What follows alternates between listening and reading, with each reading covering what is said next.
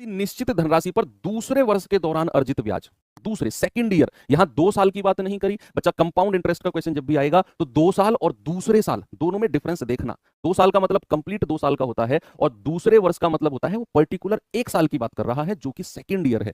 तो दूसरे वर्ष के दौरान ब्याज इतना है, ब्याज की दर 20% वार्षिक है, बताओ मूलधन कितना है। तो इसने आपको सेकंड ईयर का ब्याज की बात बोली है। तो भैया सेकंड ईयर का ब्याज होता है आपको 2 साल के ब्याज में से, सेकंड ईयर का कंपाउंड इंटरेस्ट होता है आपको कंप्लीट 2 साल के ब्याज में से आपको 1 साल का ब्याज माइनस करना है।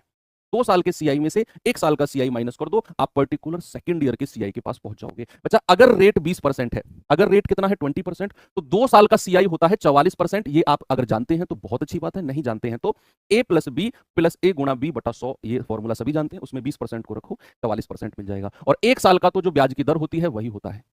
तो भैया दूसरे साल का आ गया 24% और इसी की ही वैल्यू हमें 3342 दी हुई है। आपको 100% की वैल्यू निकालनी है तो 1% कितना हो जाएगा 3342 बटा 24, तो 100% कितना हो जाएगा, इसको आप 100 से मल्टीप्लाई कर दो, ये 100% की वैल्यू आ जाएगी। भाई देखो 6 चौक 24, 6 पंजे 30, 3 6 पंजे 30, 4 6 सत्ते 42, 4 से जाएगा पूरा 25 बार, मल्टीप्लाई करना 25 सत्ते 175 हासिल के 17, 25 पंजे 125 और 17 42 हासिल के 14, 25 पंजे 125 और 14 139, ये आ जाएगा 13,925 रुपए। ये उसका मूलधन है, प्रिंसिपल है। ओके आगे चलो।